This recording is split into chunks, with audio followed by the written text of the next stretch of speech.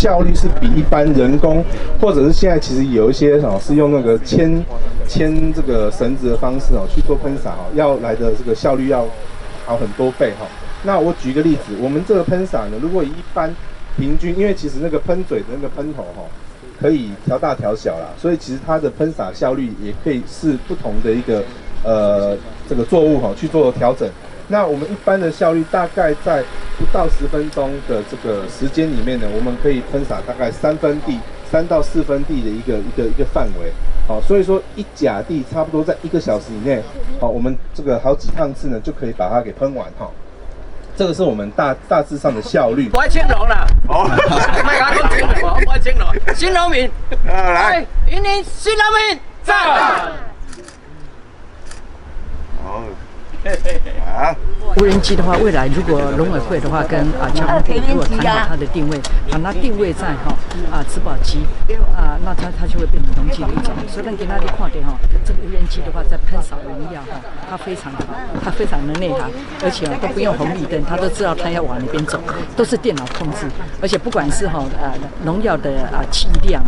或者是整个的喷的量的多少其实都可以透过电脑来控制，都可以遥控。所以现在的话，就是数位的年代已经到了，也把网络的或者是电脑的操控能力都运用到农业这一端来。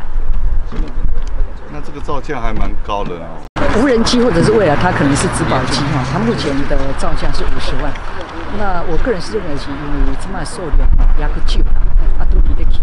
以后如果量多的话，它自然价格就会降低。农委会其实有在思考，要把无人机的话定位在植保机。如果它定位在植保机的话，我想政府的补助的机制就可以进场。但是整个来讲的话，这个喷洒农药还有植保机的操控，还是要非常的专业。按这个非常的专业来讲的话，可能又要有一批专业的团队专门来负责这一块而不是说每一个农民或者是每一块农地的话，他都自己要自设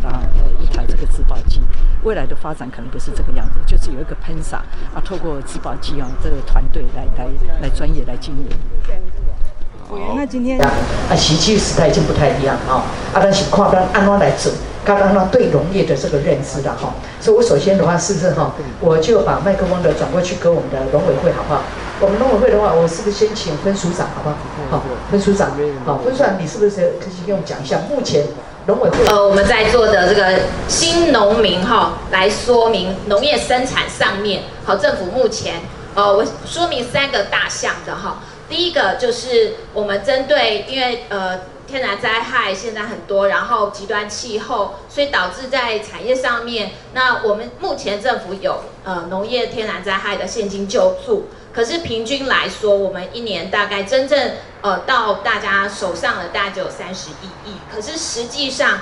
平均农业受损大概有123亿，那这个中间的落差怎么办？所以呢，我们农委会在这个方面现在就推出农业保险。